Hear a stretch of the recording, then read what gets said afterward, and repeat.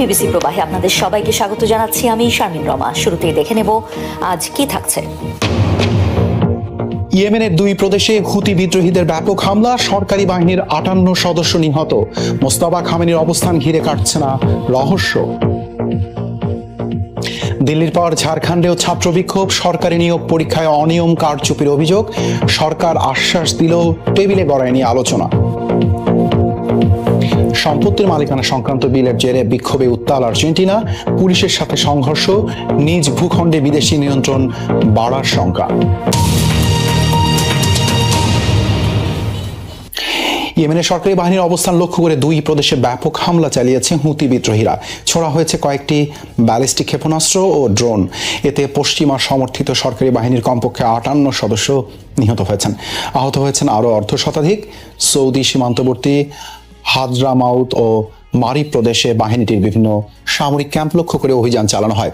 ইয়েমানি সেনাবাহিনীর অস্ত্রভান্ডার, গুদাম ও একাধিক যানবাহনও ধ্বংসের দাবি করা হয় হামলায়।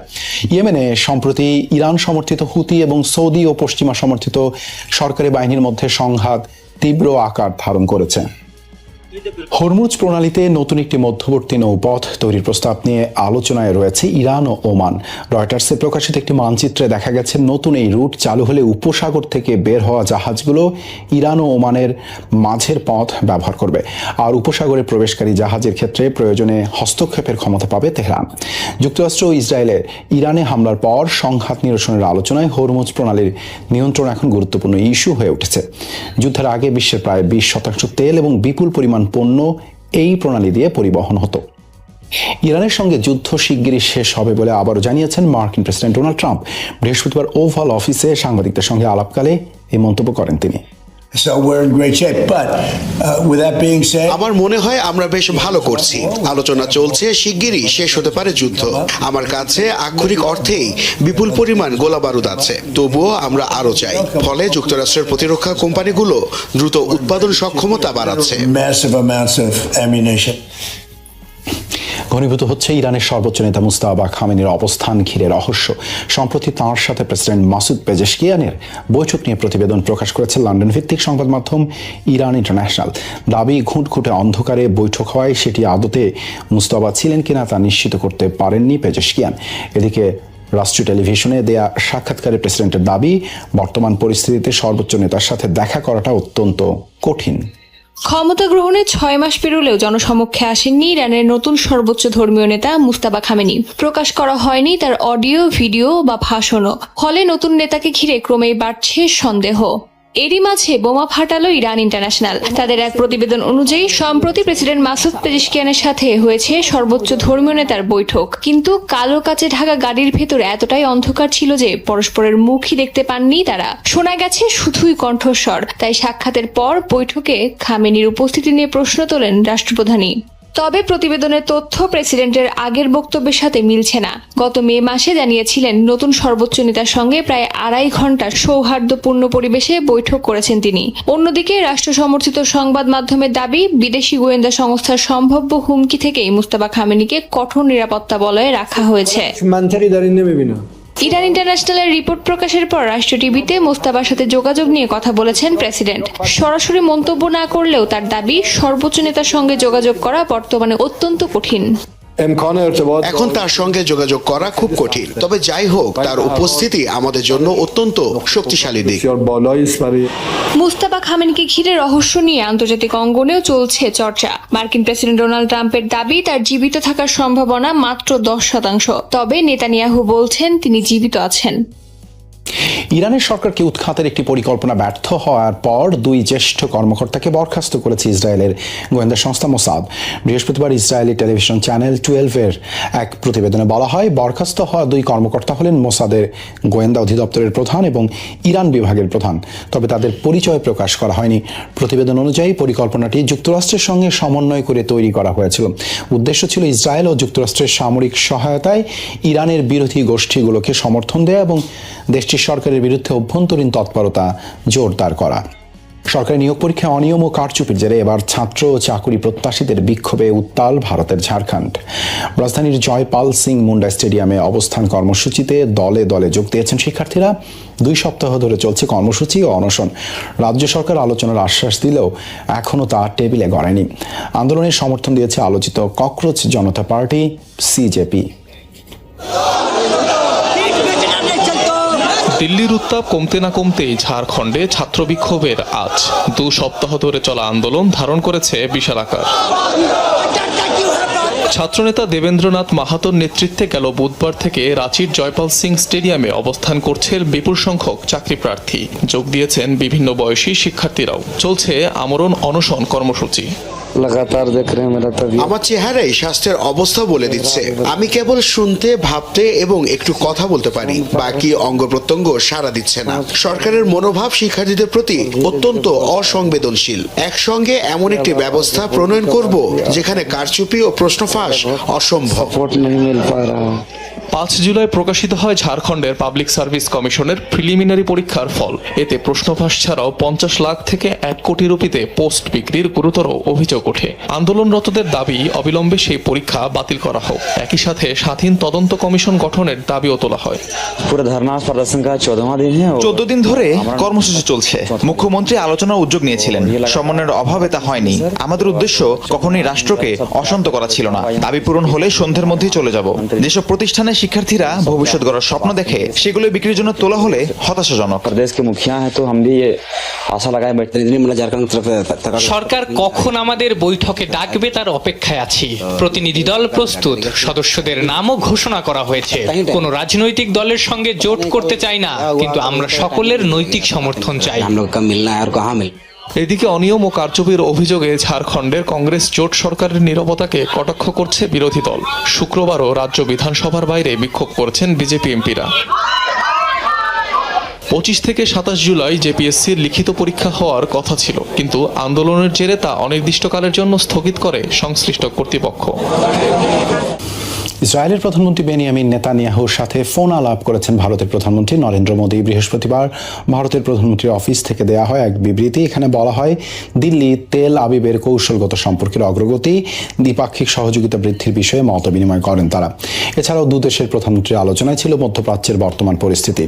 গত ফেব্রুয়ারি মাসে ইরানে যুদ্ধ শুরুর পর দ্বিতীয়বারের মতো ফোন আলাপ করলেন তারা। শব্দ দূষণের অভিযোগে ভারতের পশ্চিমবঙ্গে গণহারে খুলে ফেলা হচ্ছে মসজিদের মাইক। রাজ্যের মুখ্যমন্ত্রী জানিয়েছেন, এ পর্যন্ত সরিয়ে ফেলা হয়েছে 4000-এর বেশি মসজিদের মাইক। তার দাবি, হাইকোর্টের একটি পুরনো আদেশ মেনে এই পদক্ষেপ নিয়েছে প্রশাসন। বিরোধী দলগুলোর অভিযোগ, ক্ষমতার অপব্যবহার করে মাইক খুলতে বাধ্য করা হচ্ছে মসজিদ কমিটিকে। এদিকে বিজেপি সরকারের বিরুদ্ধে আদালতের রায়ের ভুল ব্যাখ্যা করে একটি নির্দিষ্ট ধর্মকে লক্ষ্য বানানোর অভিযোগ মুসলিম নেতাদের। পশু কোরবানিতে কড়াকড়ি আরোপ করে বিতর্ক সৃষ্টির পর এবার পশ্চিমবঙ্গের নবগঠিত বিজেপি সরকার আলোচনায় মসজিদের মাইক খুলে। গত কয়েকদিন ধরে রাজ্যের বিভিন্ন জেলায় একের পর এক মসজিদের মাইক খুলে ফেলার ভিডিও ছড়িয়ে পড়েছে সামাজিক মাধ্যমে। অভিযোগ উঠেছে, শব্দদূষণ নিয়ন্ত্রণের অজুহাতে পুলিশ ও প্রশাসন মসজিদ কমিটির সদস্যদের ডেকে নেয়, তারপর নানামুখী চাপ দিয়ে মাইক খুলতে বাধ্য করছে। এ নিয়ে রাজ্য জুড়ে ছড়িয়ে পড়েছে ক্ষোভ। যদিও মুখ্যমন্ত্রী শুভেন্দু অধিকারীর দাবি, হাইকোর্টের রায় মেনে শব্দদূষণ বন্ধে নেওয়া হচ্ছে এই পদক্ষেপ। তার দাবি, শুধু মসজিদই নয়, খোলা হচ্ছে অন্যান্য ধর্মীয় স্থাপনার মাইকও। শব্দদূষণ সংক্রান্ত বিষয়ে কলকাতা হাইকোর্ট যে নির্দেশ দিয়েছিল, পুলিশ তা বাস্তবায়ন করছে। পুলিশের অনুরোধেই মসজিদ কমিটি লাউডস্পিকার সরিয়ে নিয়েছে। জোর করে নয়, বরং আইনি প্রক্রিয়া মেনে ও শান্তিপূর্ণভাবে এই কাজ সম্পন্ন করার নির্দেশ দেওয়া হয়েছে। ধর্মীয় নেতাদের দাবি, আইনের অপব্যাখ্যা করছে সরকার। হাইকোর্ট শব্দের মাত্রা নিয়ন্ত্রণের নির্দেশ দিয়েছেন, মাইক খুলে ফেলার নয়। নির্দিষ্ট একটি ধর্মকে টার্গেট করার অভিযোগও তুলছেন তারা। 50 বছর ধরে মসজিদে মাইক চলছে, আজান দেওয়া হয়, যাদের নামাজিদের মসজিদে আসতে পারে, লোক আর কিছু না। আমরা সেটাও করতে পারবো না। কোন রকম আদেশ এবং নির্দেশ ছাড়া বিনা বর্ডারে কোন জায়গায় গিয়ে মসজিদে মাইক নামাতে বলবে, এটা কিন্তু আমরা কোনো মতে মেনে নেব না। আর একটা জিনিস আমরা লক্ষ্য করছি, পশ্চিমবঙ্গে বিভিন্নভাবে একটি সম্প্রদায়কে ক্রিটিসাইজ করা হচ্ছে। বিজেপির বিতর্কিত পদক্ষেপের সমালোচনায় সরব বিরোধী দলগুলো। তাদের দাবি, শব্দ দূষণই যদি কারণ হয়, তবে মসজিদের মাইক না খুলে মন্দির সহ সব স্থানের আওয়াজ নিয়ন্ত্রণ করা উচিত। পুলিশ থেকে তাদের গিয়ে হুমকি দেওয়া হচ্ছে যে মসজিদে মাইক বাজানো চলবে না। পুলিশের এই ভূমিকাটা আইনসম্মত নয়।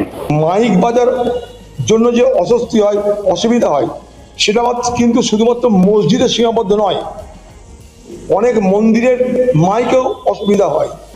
রাজ্য সরকারের তথ্য মতে এ পর্যন্ত রাজ্যে প্রায় 5,300টি মাইক খোলা হয়েছে, যার মধ্যে 4,203টি মসজিদের। হাভিয়ের মিলেই সরকারের বিরুদ্ধে বিক্ষোভে উত্তাল আর্জেন্টিনা। ব্যক্তিগত সম্পত্তির মালিকানা সংক্রান্ত বিতর্কিত বিলের জেরে ক্ষোভ ছড়িয়েছে দেশটিতে। বিদেশিদের কাছে দেশ বিক্রির অভিযোগ আন্দোলনকারীদের। পার্লামেন্ট ভবনের বাইরে হাজার হাজার মানুষ অবস্থান নিলে পুলিশের সাথে বাধে সংঘর্ষ। আন্দোলন প্রতিহতে ব্যবহৃত হচ্ছে টিয়ার শেল ও জলকামান। সংঘাত সহিংসতায় আহত হয়েছেন বেশ কয়েকজন। পুলিশ আন্দোলনকারীর মধ্যে সংঘাত সহিংসতায় রীতিমতো রণক্ষেত্র আর্জেন্টিনার রাজপথ। বেসরকারি সম্পত্তি সংক্রান্ত বিতর্কিত বিল পাশ হওয়ার প্রতিবাদে পার্লামেন্টে ভবনের সামনে বিক্ষুব্ধ জনতার ঢল। সামলাতে হিমশিম খাচ্ছে আইন শৃঙ্খলা বাহিনী। হাতে দেশের মানচিত্র নিয়ে রাস্তায় আন্দোলনকারীরা, যাতে অঙ্কিত যুক্তরাষ্ট্র, যুক্তরাজ্য ও ইসরায়েলের পতাকা। প্ল্যাকার্ডে লেখা মাতৃভূমি বিক্রির জন্য নয়, ফকল্যান্ডের মালিক আর্জেন্টিনা। বিক্ষোভে নেমেছে শ্রমিক ইউনিয়ন, সামাজিক সংগঠন, যুদ্ধফেরত সৈনিক সহ সকল শ্রেণী ও পেশার মানুষ। আন্দোলনরতদের ছত্রভঙ্গ করতে জলকামান, টিয়ার শেল, রাবার বুলেট ছোড়ে পুলিশ। নাছোড়বান্দা বিক্ষোভকারীরাও প্রতিরোধ গড়ে তোলে। এ ঘটনায় আহত বেশ কজন, আটক হয়েছেন অনেকে। সম্প্রতি ভূমি সংক্রান্ত একটি বিল আনা হয় দেশটির পার্লামেন্টে, যেখানে বিদেশি বিনিয়োগকারীদের জন্য জমির মালিকানা অর্জনের সুযোগ দিয়েছে আর্জেন্টিনা সরকার। আন্দোলনকারীদের অভিযোগ, সম্পত্তি সংক্রান্ত এই বিল আইনে পরিণত হলে দেশের সম্পদ ও ভূখণ্ডের উপর বিদেশি প্রভাব এবং নিয়ন্ত্রণ বহুগুণ বেড়ে যাবে। পাশাপাশি ব্যক্তিগত সম্পত্তির উপর কর্তৃত্ব কমবে স্থানীয় জনগণের। আর্জেন্টিনারা নিজেদের ভূমি রক্ষা করতে জানে। যেই আমাদের বিক্রির চেষ্টা করবে তার বিরুদ্ধেই লড়াই চলবে, যেমনটা এখন হচ্ছে বর্তমান সরকারের বিরুদ্ধে, যে কিনা সর্বোচ্চ দরদাতার কাছে আর্জেন্টিনাকে বিক্রি করতে চায়। আমরা এখানে এসেছি কারণ সরকার ও তাদের সহযোগী দালালরা আমাদের অন্যের হাতে তুলে দিতে চায়, বিক্রি করতে চায় আমাদের দেশ। তারা চায় সবাই আর্জেন্টিনার জমি কিনে নিক, আর্জেন্টিনা যেন আর আর্জেন্টাইনদের না থাকে। অবশ্য বিক্ষোভের পরও সিদ্ধান্তে অনড় হাভিয়ের মিলেই সরকার। তাদের দাবি, আর্জেন্টিনায় বিদেশি কোম্পানিগুলোর বিনিয়োগ বাড়ানোর লক্ষ্যে নেওয়া হচ্ছে এ পদক্ষেপ। জন্মসূত্রে নাগরিকত্বের সুযোগ সীমিত করতে আবারও দুটি নির্বাহী আদেশে সই করেছেন মার্কিন প্রেসিডেন্ট ডোনাল্ড ট্রাম্প। কয়েক সপ্তাহ আগে যুক্তরাষ্ট্রের সুপ্রিম কোর্ট এই অধিকার বহাল রেখে রায় দেওয়ার পর বৃহস্পতিবার নতুন নির্বাহী আদেশগুলো জারি করলেন ডোনাল্ড ট্রাম্প। এতে দেশটিতে কর্মরত বিদেশি কূটনীতিক এবং যুক্তরাষ্ট্রের আক্রমণকারী বিদেশি বাহিনীর সদস্যদের সন্তানরা যুক্তরাষ্ট্রে জন্মালেও নাগরিকত্ব না দেওয়ার বিধান রাখা হয়েছে। বিভিন্ন সন্ত্রাসী সংগঠনের জন্য এটি কার্যকর হবে।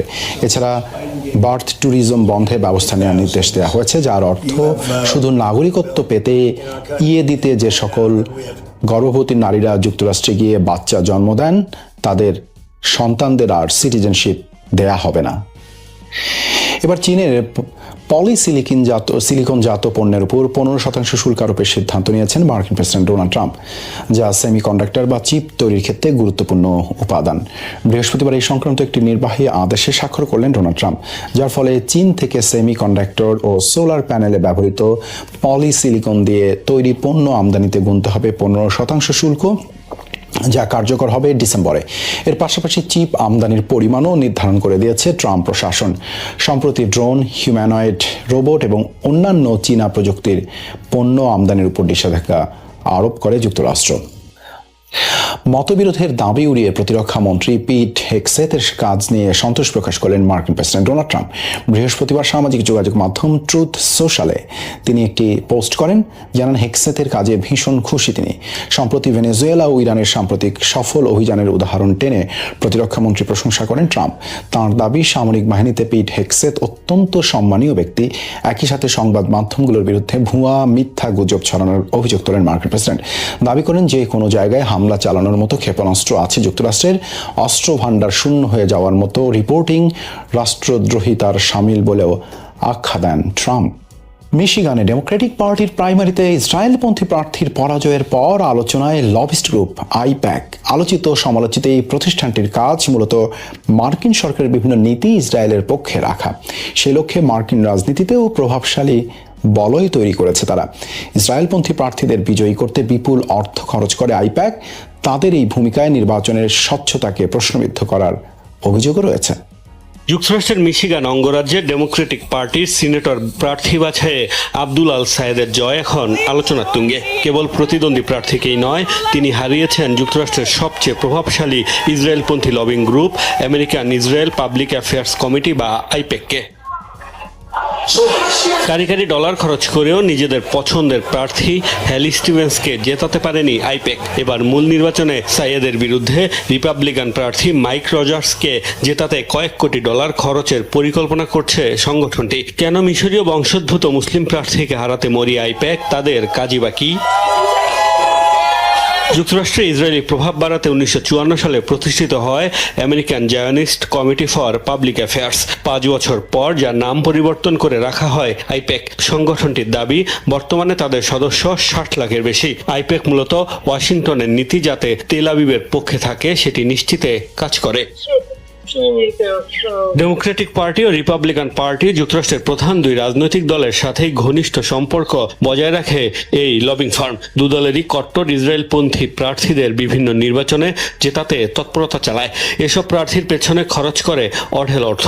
অর্থাৎ যে সরকারি ক্ষমতায় থাক, মার্কিন কংগ্রেসের নিয়ন্ত্রণ ইসরায়েলপন্থীদের কাছে রাখাই তাদের উদ্দেশ্য। 2024 সালে মার্কিন প্রেসিডেন্ট নির্বাচনের বছর ইসরায়েলকে শর্তহীন সমর্থন দেওয়ার শর্তে 361 জন প্রার্থীকে 53 মিলিয়নের বেশি অনুদান দিয়েছে আইপ্যাক। এছাড়াও বিভিন্ন প্রার্থী নির্বাচনী প্রচারণাতেও বিপুল অর্থ ব্যয় করেছে তারা। মার্কিন নির্বাচনে অর্থের বিনিময়ে প্রভাব বিস্তারের অভিযোগে বিভিন্ন সময় আলোচিত হয়েছে আইপ্যাক। বিশ্লেষকদের মত, সম্প্রতি তাদের প্রভাব কমতে শুরু করেছে, যার প্রমাণ মিশিগানে আইপ্যাক সমর্থিত প্রার্থীর পরাজয়। যুবরাজ মোহাম্মদ বিন সালমানের আমন্ত্রণে 3 দিনের সরকারি সফরে সৌদি আরবে পৌঁছেছেন পাকিস্তানের প্রধানমন্ত্রী শেহবাজ শরীফ। বৃহস্পতিবার জেদ্দা বিমানবন্দরে অবতরণ করে তাকে বহনকারী ফ্লাইট। এ সময় প্রধানমন্ত্রী শেহবাজ শরীফ ও তার প্রতিনিধি দলকে স্বাগত জানান সৌদি প্রশাসনের উচ্চ পর্যায়ের কর্মকর্তারা।